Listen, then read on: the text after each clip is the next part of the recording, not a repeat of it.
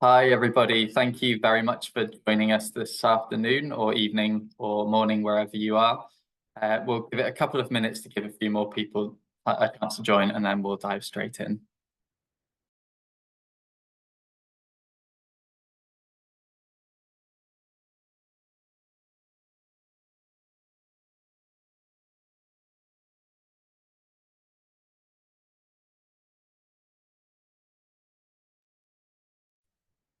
Okay, I can see that we're already at 35. I think that's definitely more than enough of you guys to get started. So thank you very much for joining us today for this E3 briefing on COP29. My name is Leo Roberts. I'm a program lead in E3G's Coal to Clean Power Sector Transitions team I'll be chairing today. We're aiming to run through why COP29 matters, what we can expect from the COP, the opportunities the summit presents, and all of that in the context of a wider setting of geopolitical fragmentation, energy security, worsening climate impacts. A reminder that this will be an on-the-record briefing. We will be recording it and making it available to everyone on the line when this has concluded. In terms of structure, we will be hearing a quick round of framing comments from our four experts, three of them with us already, and the fourth will be joining us shortly. So we'll hear a very quick round of framing updates from our experts on the state of play of climate diplomacy and financing climate action and expectations for COP29. This should take around 20 minutes. We'll try to keep it as tight as possible to then allow as much time from the rest of the hour to open up to questions. I'll remind you of this when we get past the quick round of introductions, but we will be using the question and answer function in Zoom. You'll see at the bottom of your screen there's a little box that says Q&A. Please use that to add in your questions, or if you would prefer to ask your questions verbally, you can put your hand up and we will come to you. I'll juggle the questions and combine them depending on how things come up. So a quick introduction of our four speakers today. First off, we have Cosima Cassel. Cosima will start us off with a bit of scene setting on the state of play of climate diplomacy since the last COP28 last year, where this leaves expectations for COP29 given the challenging geopolitical context. And Cosima will help set out what's at stake for this COP and opportunities for political ambition. We'll go to Kat after that, who will take stock of how countries have progressed on the landmark COP28 energy goals and run through what's needed at COP29 on energy. Rob Moore will then come in and give us some headlines on how COP29 can accelerate financial system transformation and the state of play and expectations on the new collective quantified goal, or NCQG. And then finally, we'll come to Mulio Alvarez, who will run us through the state of play and expectations on adaptation, loss and damage, progress on adaptation finance, and what needs to be delivered at COP29, and key next steps for the global goal on adaptation. So thanks for joining us, Rob. Good to see you. So without further ado, I will hand over to Cosima. Over to you. Hi everyone, great to be here. To start off, yeah, as Leo mentioned, I'll talk about kind of the state of climate diplomacy since COP28 and what we hope to see. So as we're now less than 2 weeks out from COP29, and the world is at a crossroads. Decisions in Baku could profoundly shape the climate trajectory and whether 1.5 degrees remains within reach. So this will be the finance COP, and this means that this summit must show that the money will flow to support 1.5 degrees aligned transitions worldwide. Since COP28, where we saw commitments to phase out fossil fuels and ambitious goals on tripling renewable energy capacity and doubling energy efficiency by 2030, there has been some progress, but there's also a number of obstacles. So first, on the positives, there has been some momentum this year building around the international financial architecture reform agenda, and we've even seen kind of the launch of country platforms to support just transitions globally. There has been a rapid rollout of renewables, which has somewhat slowed the global CO2 emission increases that we've seen. And in this big year of elections and government changes, we have not so far seen any kind of huge shift away from climate action that some had expected. In fact, in the UK, for example, there has been a return to climate leadership, which is providing some much needed political momentum. However, the latest UN emissions gap report shows a stark gap between the current emissions reductions and what is actually needed to reach 1.5. So COP29 must deliver the financial agreement that can enable this tangible climate action and have that alignment with the 1.5 target, especially as we approach next year's critical climate ambition milestone. So it will be 10 years from since the Paris Agreement was signed, and also it marks the year where countries are expected to submit updated nationally determined contributions, which are the National Climate Action Plans, or NDCs, for each country. The stakes at COP29 are high. Obviously, we've seen a lot of extreme weather events in 2024, from floods to heat waves, and these have strained economies and increased global insecurity. There's also a number of geopolitical divides and tensions which are growing, particularly given the conflicts in the Middle East, Russia's war in Ukraine, trade tensions as well, all adding to further instability. The upcoming US election also looms, and this is distracting attention and potentially can have major impacts on the negotiations. Beyond these challenges, COP29 offers a chance to advance climate diplomacy. Beyond finance, early NDC submissions from key nations could set the bar for ambition in 2025. And hopefully countries will also be able to show progress on Dubai's global stocktake promises. So as I mentioned before, phasing out fossil fuels, tripling renewables, doubling energy efficiency. Efforts and funding for climate adaptation and resilience must also be scaled up. So in conclusion, COP29 is a critical moment for climate action. And we need to see those strong financial commitments. We need to see those ambitious early mover NDCs to help keep the 1.5 degree target within sight and mitigate the worst impacts of climate change. And having said that, we are facing a number of major challenges, and this will require united, ambitious efforts from all nations in a challenging geopolitical landscape. Thanks very much, Cosima. I should have said to all of the participants on the line, as you're hearing from our speakers, please do start putting your questions in the Q&A if anything comes to mind, and we will start triaging them to speakers as we go. So, Katrine, over to you on energy. Thank you. Thanks very much, Leo, and hi everyone on the line. Nice to be here. So yeah, I'll talk a little bit about what we can expect from COP29 on energy this year. Obviously, this COP is a finance COP, as Cosima mentioned, but that doesn't mean that energy should be sliding off political leaders' agendas, far from it. So maybe to kind of recap where we are, as Cosima also briefly mentioned, last year's COP obviously saw a landmark agreement between political leaders on paragraph 28 in the global stocktake, which included the sort of important energy goals to triple renewables capacity by 2030, double energy efficiency improvements, and then transition away from fossil fuels, with explicit language on the need for a phase down of coal within that. And in the years since, leaders have been grappling with how to turn those commitments into reality.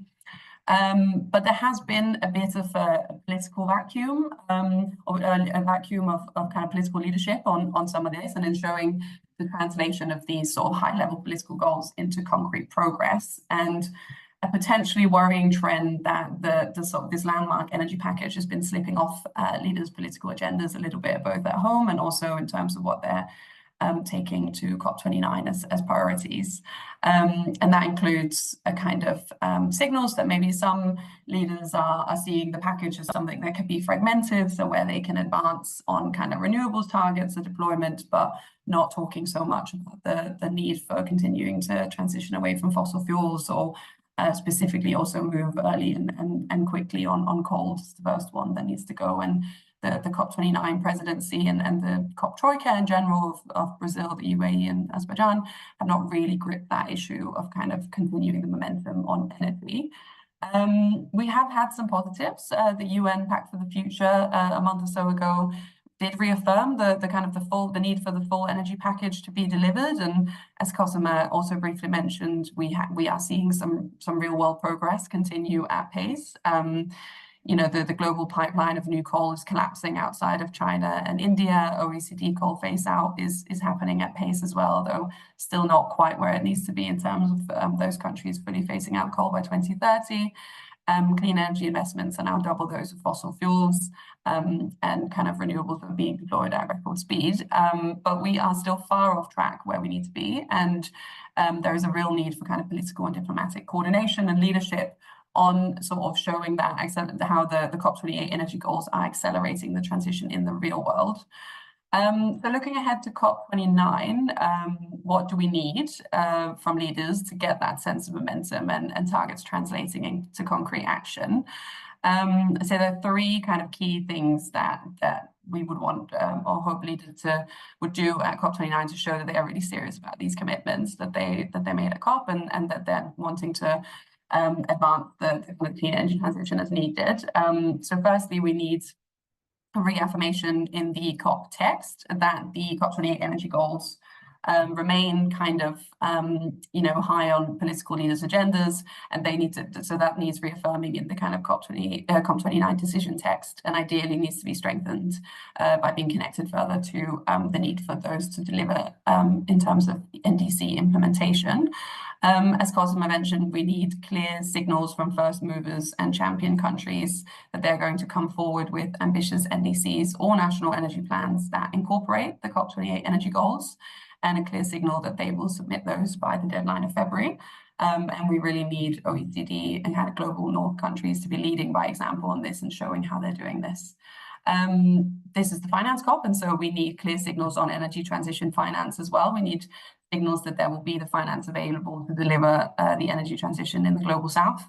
That's absolutely essential for trust, and also to make sure that targets translate into reality, and also to crucially to kind of underpin more ambitious NDCs as well.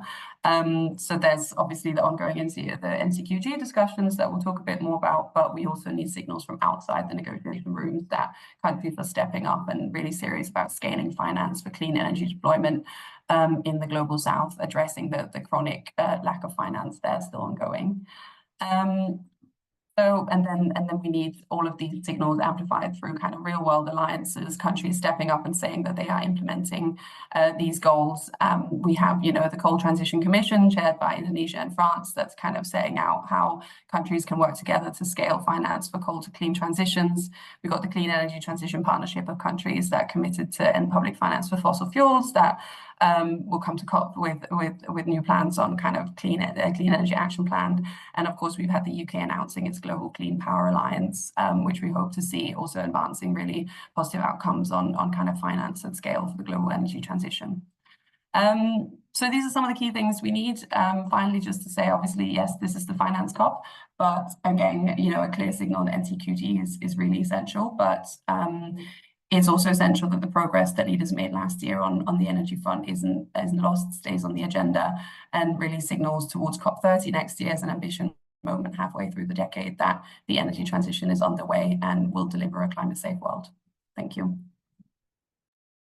Thanks very much, Kat. That was very comprehensive. So I'll come to Rob, if you can just give us a quick couple of intro remarks, and then we'll go to Anna, and then I can see there are questions in the chat already, so I'll come back to you after that, Rob.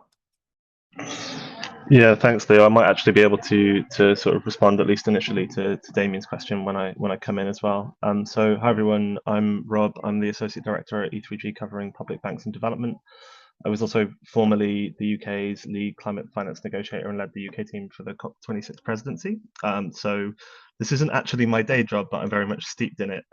So very happy to take any questions.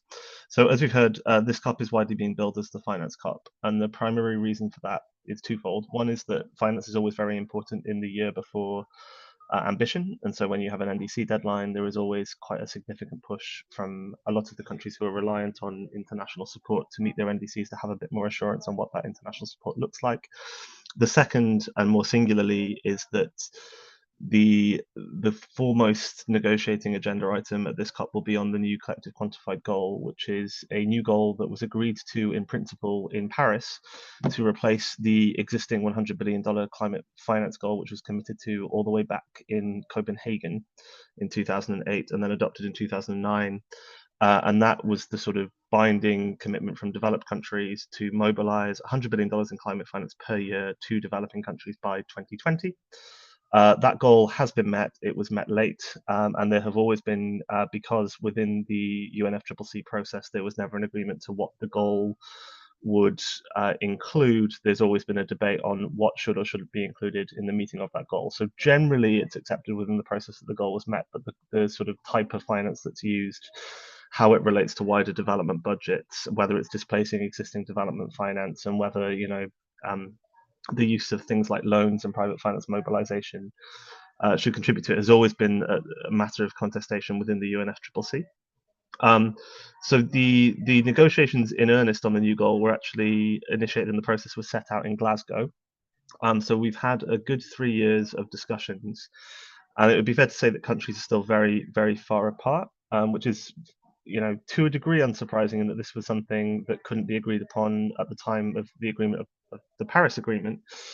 But also, it is quite concerning that so close to the COP itself, we still have not seen a sort of high-level political movement towards convergence on what the goal will look like in a way that we've seen in other processes. There's been some convergence, so there's generally an agreement that the goal will have two components. One is a sort of support component, which will be the money given by developed countries to developing countries, and the second is that it will include a sort of wider overall finance flows component, which is sort of more around the overall investment levels, although there is lots of nuance around what exactly that includes, and who the countries that receive the finance and are covered by that sort of outer overall investment goal are.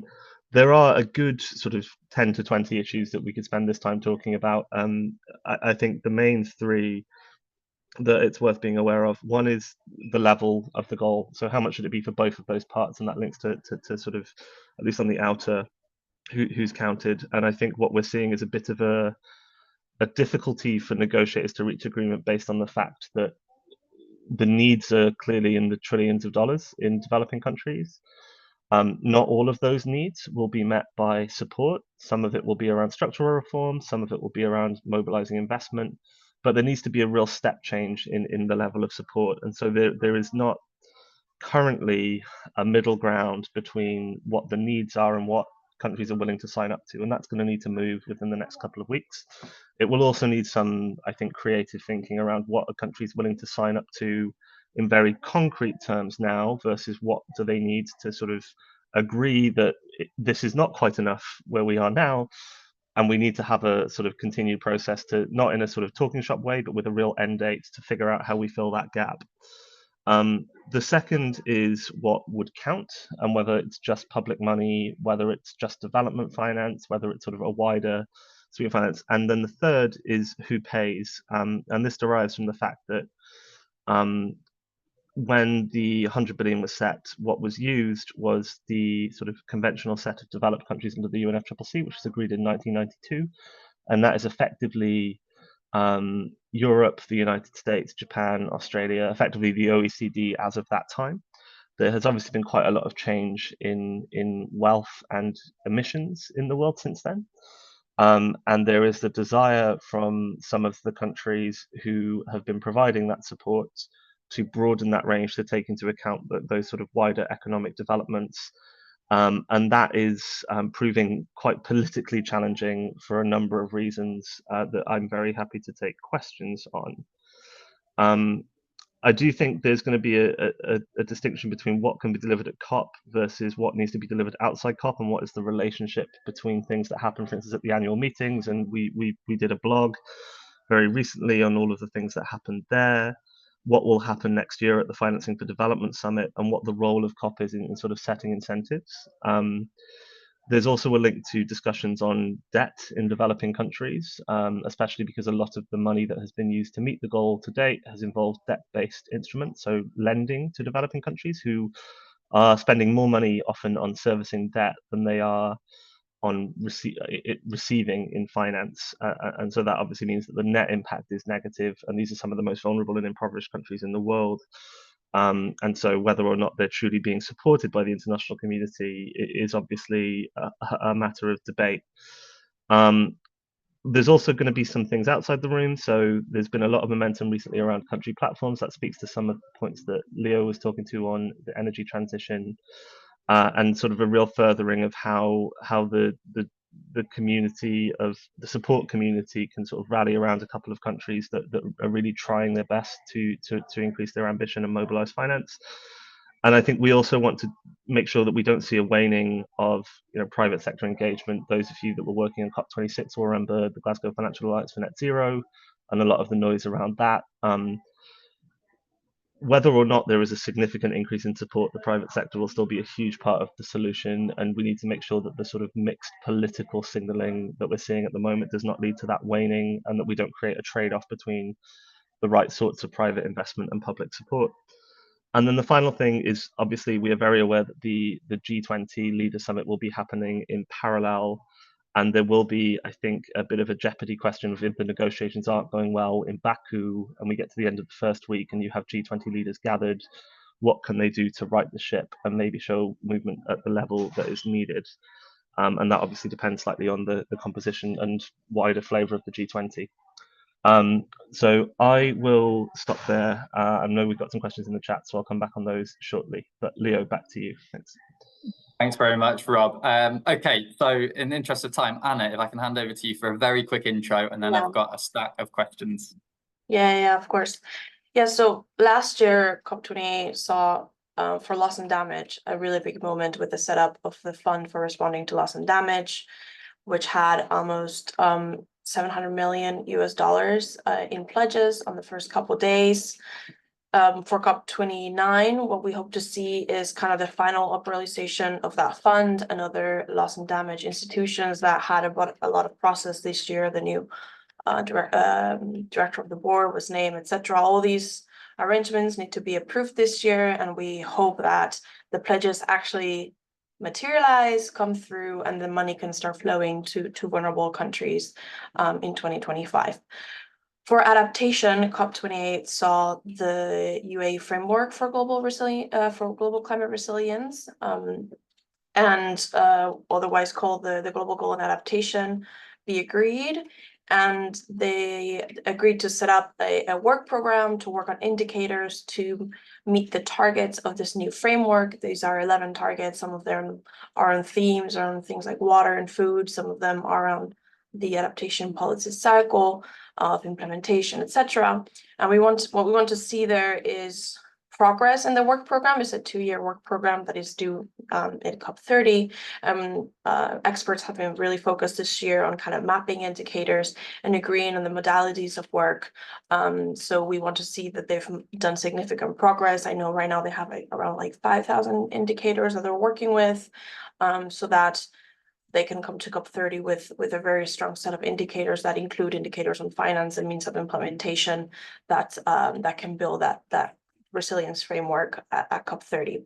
And then, of course, we want to see loss and damage and adaptation in the NCQG with sub-goals, particularly around adaptation. We really think that a strong early commitment on a grant equivalent core on the NCQG for adaptation could be key to rebuilding the trust and kind of creating that bridge between parties that could really make or break the negotiations.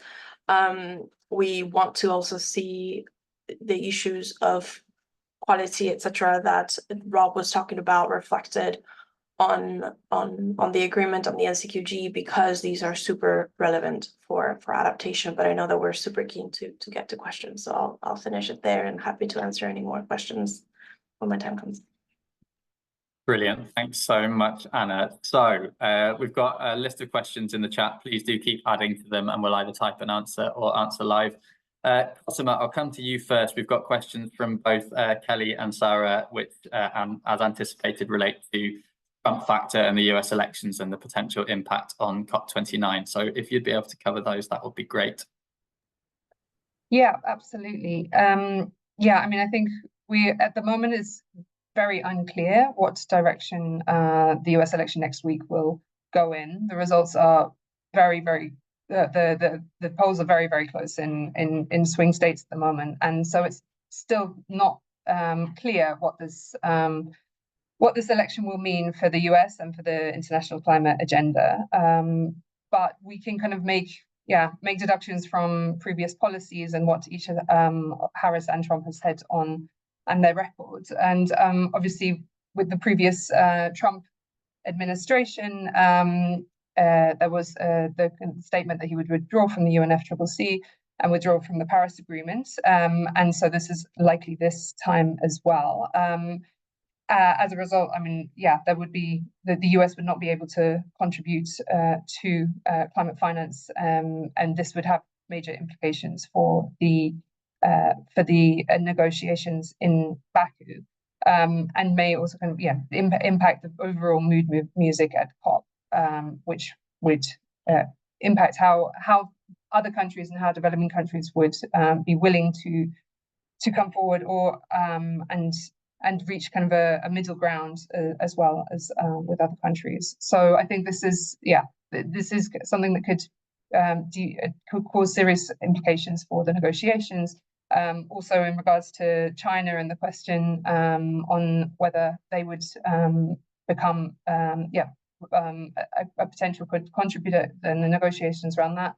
It would be very difficult for them to step into that role if the US is not contributing to climate finance. So yeah, as I said, it's very early stages to know exactly what the outcome will be, but with any kind of withdrawal or signal on the multilateral level from a potential Trump presidency would have quite major implications for how the negotiations are run. Thanks, Cosima. And could I also come to you with a follow-up, which is Ben's question in the chat. So there's been lots of criticisms of the Azerbaijani host. What's your assessment of how they're doing in their approach to COP29? And do you think their allies, Russia, are playing a role at all? Yeah, absolutely. In terms of Azerbaijan, I mean, I think they have grasped the agenda in terms of the finance negotiations, given that it is a very steep learning curve becoming a COP president. And with regards to the finance negotiations, they are putting their energy into this space. However, there needs to be more happening on mitigation, and real action around phasing out fossil fuels. We haven't seen any language from them around this, and this is one of the key things that we need to see to have 1.5 aligned transition pathways going forward. The Azeri presidency has also said that they would would announce their NDC early. Whether that comes at COP or after is not yet very clear. But this is not the fact that they are an oil producer and do not have plans to kind of phase down their production of fossil fuels. This means that their NDC will not be 1.5 aligned, and there really needs to be that kind of movement towards phase out of fossil fuels within their own actions, but also in terms of how they are engaging with other producer countries, and how they can kind of actually shift the dial with others to make sure that there is this commitment, and they're living up to that commitment of the global stockpile last year. In regards to Russia, I mean, I think I can't really comment so much on that, but I think the most important thing is that they do play a major role in changing that dial in terms of fossil fuel phase out, but we have not yet seen that yet. Thanks. Thanks, Cosima. Trine, I'm going to come to you next. There's a question from Nick in the Q&A around the likelihood that we're going to get a COP29 decision text that reaffirms the transition away from fossil fuels commitment that we saw last year, and what resistance we might got to that. And actually, I might lump in the question from Tim, which is around non-negotiated declarations that may come outside the main text. So if you could have a crack at those two, that would be much appreciated. Thanks, Leo. Yeah, of course. So maybe starting with the question of the likelihood of cover text or decision text as you're referring the commitment. I mean, I think there's a lot of different options for how this could play out at the moment, and no one particular clear route. Last year at COP, there was a real kind of coalition of political leaders that were willing to push for the clear language on transitioning away from fossil fuels. And and the broader energy package, and that as a package, you know, the need for both action on clean energy and a transition away from fossil fuels, with specific language on coal there needing to go as the thing that needs to go first. We haven't got that kind of political coalition around sort of the energy package this year. And so exactly what the landing zone for that specific language might be is currently a little bit unclear. I do think that it will be important to keep it on the agenda and to make sure that there is that continuous reaffirmation also in the context of the NCQG, that kind of the uplift, that new quantified finance goal will contribute towards basically, or will enable countries to deliver on the COP28 GST commitments, and specifically also will underpin ambitious NDCs. And so there is a potential possibility that they could be in that context that last year's commitments are reaffirmed. But I think a lot of this is still very open. Ultimately, the thing that matters is real world action. We had last year's kind of key political signals. Now leaders need to act. And so whilst the reaffirmation is crucial to show that it continues to be on the agenda, what's just as important is what happens in kind of the way that leaders take the pledges and the agreement made last year and translate it into their own kind of domestic transition planning. And so coming to Tim's question on this around key wins outside of the negotiated outcomes, I think, you know, COPs always come with a lot of shiny new initiatives and a lot of grand statements from countries and businesses and others.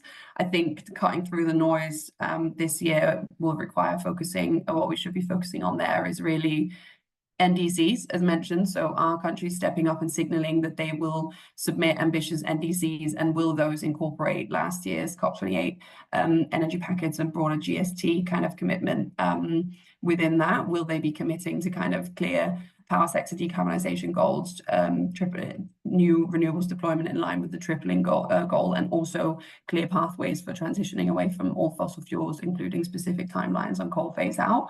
Will there be that signal, even if not NDCs submitted this year at COP, at least a clear kind of message that countries are understanding that that's what needs to happen to show delivery, not just the targets? And also, is there going to be new finance pledges coming out? So the NCQG is obviously a critical conversation in the negotiation rooms this year, but outside of those, countries can be coming forward with pledges to scale up finance to ensure that the delivery mechanisms are there to help other countries in their transitions. And the thing to look out for there are there new pledges that will create additional finance, and making sure that that finance actually goes to the projects where it's needed. So not repackaging existing finance in a different way, or kind of talking in sort of fairly vague terms, but looking very specifically at what's needed. And that's what we need to see there, and would hope to see is kind of clear signals that the JETPs are still priorities for political leaders, and also, as Rob mentioned, that things like country platforms can play a real role. So I would say that some of those areas are the key kind of wins to look for in the side corridors of COP this year. Thank you. Thanks, Kat. As anticipated, there are loads of questions on the NCQG. So, Rob, if you could do an omnibus which covers Damien's first question around whether the NCQG covers all three finance strands, Tibu's question on the likelihood of landing an NCQG. If you could also touch on the donor base in Valerie's question and whether we're expecting other countries to step up, that would be great. And then Damien's other question as well, that would be really good, around whether the World Bank Annual delivered. Thanks. Yeah, thanks. We love an omnibus. So firstly, Damien, on the question on the new goal and what it includes in scope. So it definitely includes mitigation and adaptation. So the new goal stems from Article 9 of the Paris Agreement, which covers mitigation and adaptation, just as the 100 billion goal did. There are contested views on whether or not it should include loss and damage, which I think will be subject to much discussion in Baku. That's housed in a different part of the Paris Agreement, Article 8. And I think there are two reasonably legitimate arguments. One is that the goal is around operationalizing Article 9, and therefore it covers mitigation and adaptation. And how do you actually quantify something that is as unquantifiable as loss and damage in terms of a long-term projected goal? The other is that the world that we live in now has changed quite a lot. We know the cost of climate impacts a lot better. They're happening now. We have a loss and damage fund. And so I think that'll be subject to very heated debate. One thing that I think we'd certainly say is that whether it's included in the goal or not, the COP29 outcome as a whole needs to ensure that it is providing adequate assurance on the response to loss and damage in financing terms from richer countries to poorer countries. So a bit of a partial answer there, but that's because, frankly, until it's agreed, we won't know for sure, and it might even be that there's some ambiguity in the goal itself. On the question from Sibi on the likelihood of agreement, again, it's very hard to say. I certainly wouldn't see it as a done deal that there will be agreement in Baku, and there certainly can't be any complacency. What we do need to see very much from leaders is the movement that we haven't seen yet, and I think that goes on both sides. So on the sides of the sort of the conventional providers of support, there needs to be an earnest offer on the table that is a significant improvement on what exists at the moment, not a projection of where we're currently headed and no new money. I think there is also a need for acknowledgement that the global economy has changed. The response to climate financing is much more comprehensive than it was many years ago when the 100 billion goal was set, and there was no such thing really as climate finance. And so how do we bring those two together into a vision? And that might also need some creative thinking from the presidency and their advisors. We'll be putting out a briefing next week with some of our take on what some of those creative solutions could look like. But it might be a what can we agree now versus what do we need to continue the conversation on, and acknowledge that where we are now isn't where we need to be, just as we do for mitigation, if we're going to get agreement. Just very briefly link that to the point on outside the room that Katrine was coming in on. If there isn't agreement, that makes it really important that both the G20 and those different bits of outside the room are able to collectively create confidence if we're going to go into the year of COP30 with any reasonable sort of basis for increasing ambition. And then Valerie, your question on voluntary contributors. So some countries have actually already come forward and said that they would contribute voluntarily. That includes the Republic of Korea, who are one of those countries that are quite wealthy now, but weren't captured in that 1992 annexing. There's a leader level agreement between the US and Korea from years ago, I think Biden's first year in office, that details that they intend to contribute to a future goal. I think the question is, will there be multilateral agreement to that? And so that speaks to one of those creative solutions of, is the presidency and the negotiators able to come up with a way that those that want to contribute are able to, and they're able to declare that they will. But we don't necessarily have a new list of countries. And that's because the politics for every country is different. So on the one side, you have very wealthy Gulf states like the UAE and Qatar. You then have the relationship between the United States and China. And then you have a whole bunch of countries who are in the wider state of things starting to contribute a little bit of money to some of the big multilateral development banks, like the large emerging economies, but are not yet necessarily in a position to be obligated to provide support. I'll just say one thing before I hand over on the role of the EU in the NCQG. It's really critical, especially in a world in which the US is unlikely to be at the table, and that's because the EU at the moment provides very much the lion's share of climate finance. US provides very little relative to its economic size, but it does provide a lot of support to the multilateral development banks that provide a lot of the sort of loans that we were talking about earlier. But there will be a sort of EU diplomatic challenge of if we're not confident that we're going to have the US at the table for the next few years, who are our partners? And the UK will be very important with that. So will Japan. So will the non-US G7. But also some of those emerging markets become all the more important. And finally, Damien, I won't spend too much time on this because I posted a link to a blog that we've done on the World Bank outcomes, the World Bank IMF meetings outcomes. There's also a separate blog on the G20 that you'll also be able to find on our website.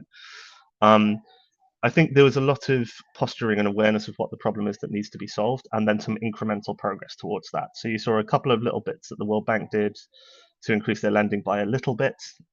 You saw some individual initiatives. So the Brazilian country platform, the IDBs had a $1 billion origin to share model announced, which is a sort of novel way of channeling finance to countries at national level. Those are all really good steps, but they're sort of the things that we know we need to do. And there's a G20 roadmap and an independent expert report that talks about the need to scale the development finance system threefold between now and 2030. That would be basically the scaffolding on which the new goal was delivered, if also buttressed by some increased sort of more concessional support. We really need to see movement towards that overall macro vision. So positive signals, positive movement, lots of conversations, but all very incremental, and sort of really needs to step up in terms of scale.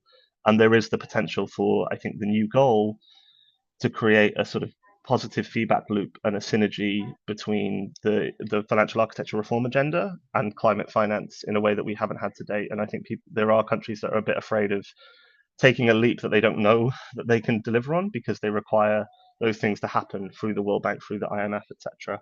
And really need the leadership to sort of break those cycles, because it's the same countries, they're the shareholders and they're the negotiators, they're the same governments. So I think, you know, we need to break that impasse. I think I'll leave it there. Leo, back to you. Thanks.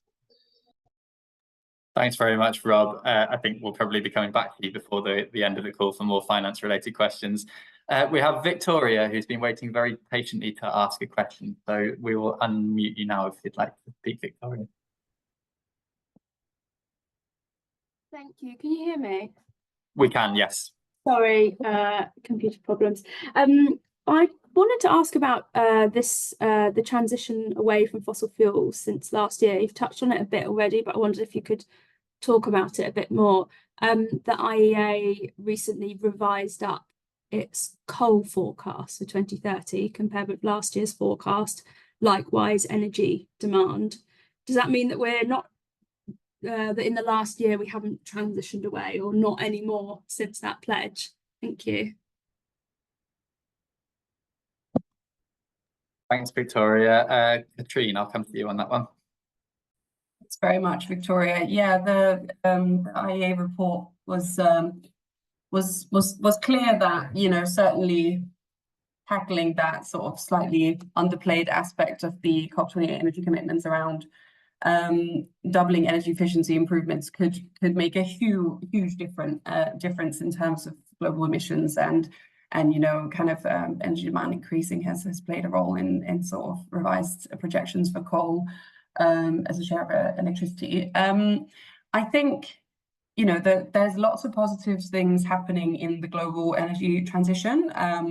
You know, renewables are being deployed at scale increasingly in lots of different parts of the world. Coal is coming offline in some countries, particularly in the OECD. You know, there are more and more investments going into clean energy. However, some of this is concentrated, a lot of this is concentrated in very particular parts of the world, and there is a real need for support to ensure that the transition is equitable, because otherwise global emissions won't fall. This is a global problem, and so it needs to be tackled globally.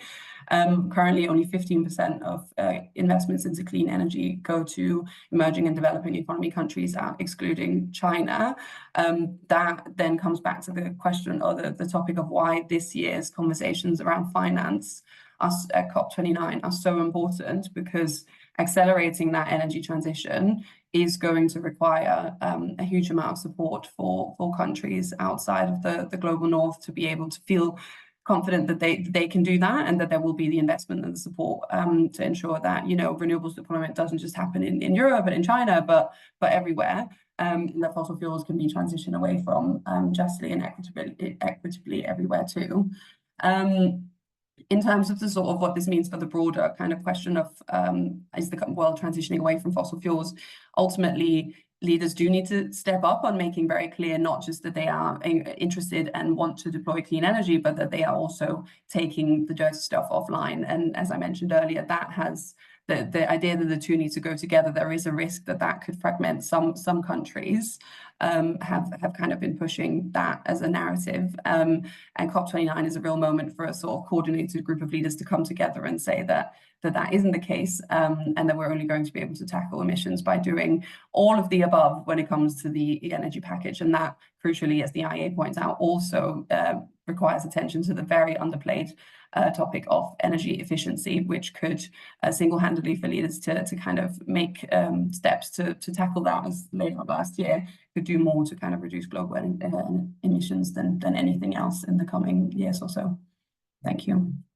Thanks very much, Katrine. Cosima, I'll come to you if that's okay. I see Catherine has posted a question about the role of the EU at this COP, particularly around the NCQG and fossil fuel phase-out space.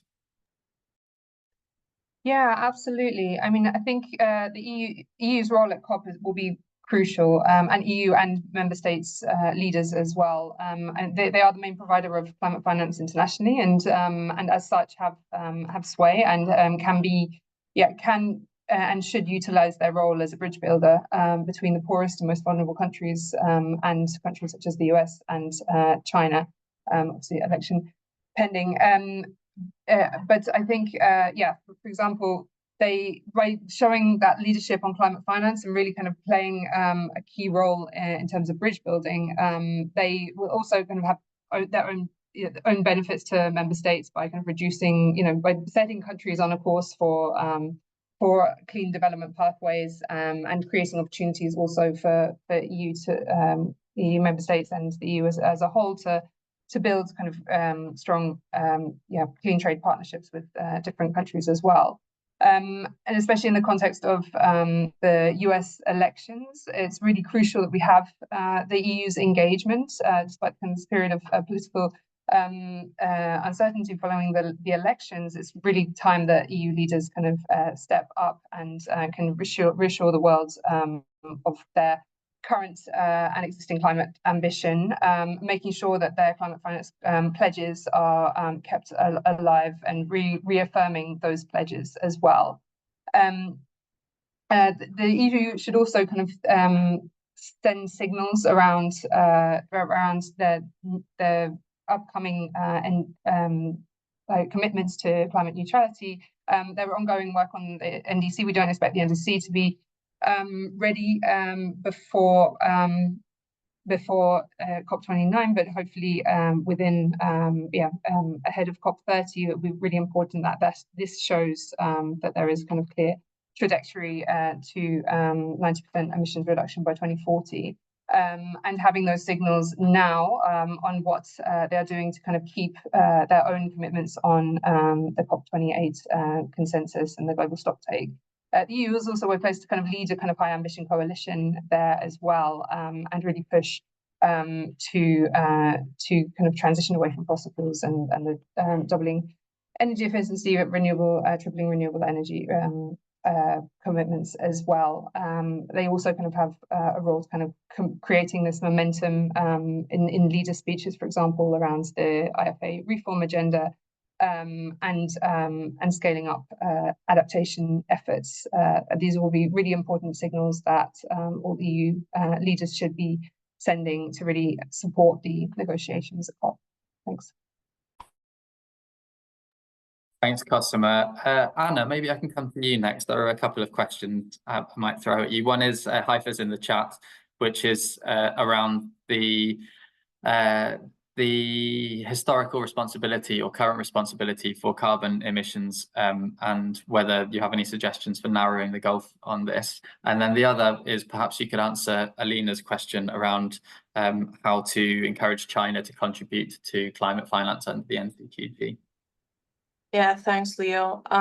Yeah, I think this is the key question of this COP, really. I mean, it's at the heart of the NCQG conversation and really, at the heart of climate justice.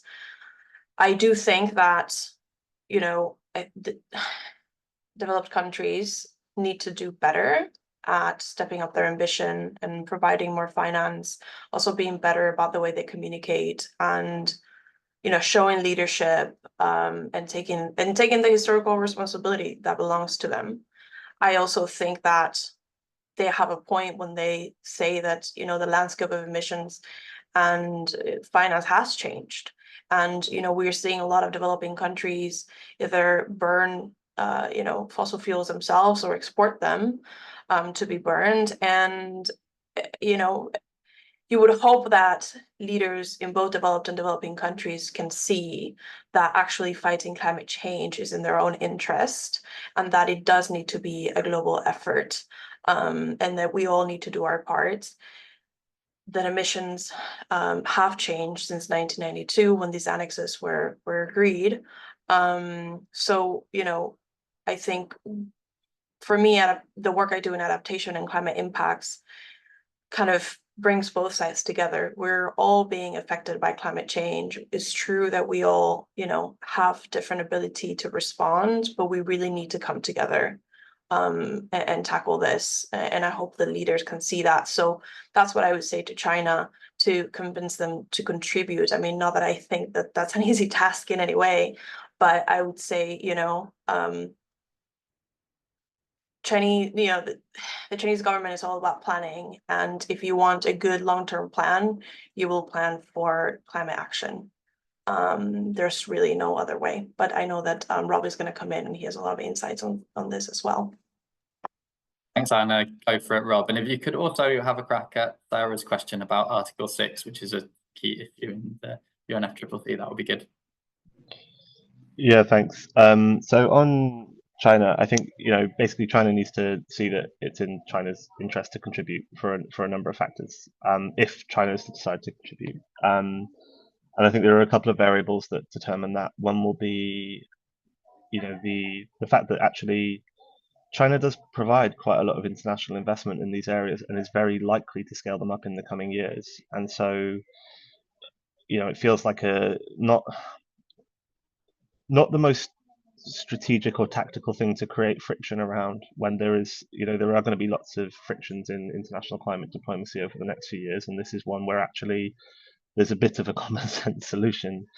I think there's also a reminding of, and there's a lot of misconceptions around what the Paris Agreement actually says on finance, and the article that the new goal is set under, which is Article 9.3 of the Paris Agreement, has a sentence in there which is that climate finance mobilization is a global effort led by developed countries. And so you need to be how we combine that developed country leadership, which is the developed countries stepping up, as Anna was referring to, but then create a pathway for others to also contribute, and for it not to be perceived as a sort of way of avoiding responsibilities from the West, which it shouldn't be.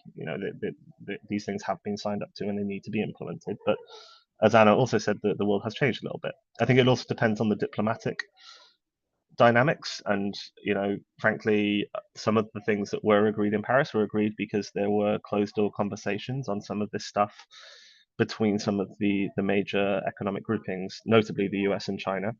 And what will be really important in that is that there is what would not be a good outcome is where China getting a little bit of acknowledgement for some of the finance that it's already providing for its Belt and Road Initiative and for its contributions to the multilateral development banks is traded off against increased mitigation ambition next year. That would be a net bad outcome for climate. So we need to really guard against that if there's any sort of backroom discussions. That to us is not a sort of fair or legitimate trade-off to make. And then the final thing is that I think there needs to be a clear message that the new goal itself is not a changing in terms of countries under the Paris Agreement. So contributing to the goal on your own terms does not fundamentally alter your status as a country under the UNFCCC or the Paris Agreement. It's a different thing.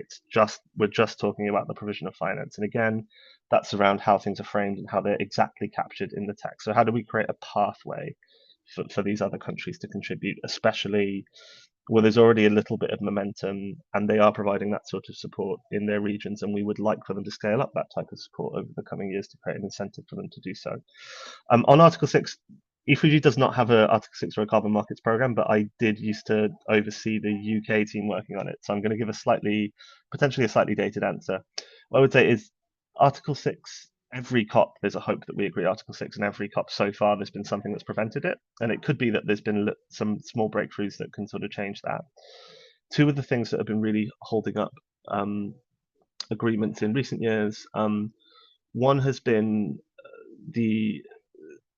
where the right threshold is to set requirements on the environmental integrity of credits, particularly forest credits, around permanence.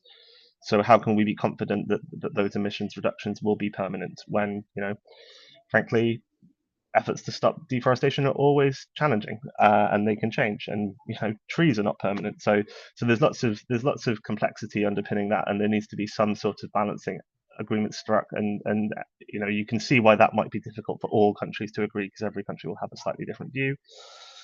The other is that there is a slight difference in view of whether Article 6 is something that, and this is much more technical and probably less media focused for sort of non-specialists, but whether Article 6 is in of itself a trading mechanism or simply an accounting system. So is Article 6 a means by which the trades are conducted, or can countries basically do whatever they want to do, and all they need to do is report it to the UNFCCC, and that's their job done? And there's a difference in views in that, particularly between the United States and the European Union, or at least there was as of a few months ago. I'll leave it there. Thanks, Leo. Thanks very much, Rob. We have a few minutes left, so maybe Anna, could you just very briefly close us off? I'll do a very quick round. You'll get 60 seconds each. So I'll come to Anna, you first, and then I'll come to Kat, then Cosima, and then Rob, maybe you can close us out. Thanks, Leo. Yeah, I would just like to finish by saying, there are a lot of disagreements at this COP around responsibility and all these issues, but I think something that all countries can agree on or should agree on is that, least developed countries, small island developing states should not be, burdened with the cost of adapting to a climate crisis that they have not caused. So I would really call on countries to use that solidarity around, providing support to LDCs and SIDS to foster the right environment for the COP. So I really see adaptation as the place where everyone can come around and agree, and hope that leaders do that. Thanks, Anna. Cosima, any headlines on COP29 into next year, 2025, and the Brazilian presidency? Yeah, absolutely. I mean, having a successful outcome at this COP will lay the groundwork and enable the ambition that we need to see next year. As I mentioned, is an important climate ambition moment, and countries will be expected to come forward with NDCs. But the NDCs will be the baseline. We need to be building on that. And I think one important point is around the role of Brazil, and using this COP to lay out or set their vision for next year and their agenda ahead of COP30. Unfortunately, Lula will not be traveling to Azerbaijan for the COP, but they need to be sending those signals. And also, as he will be hosting the G20 summit in the second week of COP, this is a really important moment also as well to give that push behind the negotiations ahead of the end of COP. So really kind of hope we see that attention and that focus on climate at the G20 and that kind of leadership and vision from the Brazilians. Thanks. Thanks, Cosima. Kat, any final comments on energy? Thanks, Leo. Just briefly to round up, I think that the main thing to say really is building on Cosima's point, looking ahead to next year, that, last year we saw this groundbreaking agreement between leaders on the energy goals and the energy package. They're not enough, but they set out and kind of chart the sort of next steps of the path for countries to deliver and accelerate the energy transition. This year, we need to sort of see the finance to match that and to build confidence amongst Global South countries that they can also embark on that. And we need to see kind of the wealthiest countries step forward and kind of really integrate these goals into their NDCs in a really clear way. And then we need all of that to come together next year at COP30 to make clear that halfway through the decade, countries are really serious about doing what's needed to make sure that we are turning away from fossil fuels, and that requires action on both the power sector, but also on the production of fossil fuels as a crucial area where there is much less leadership at the moment.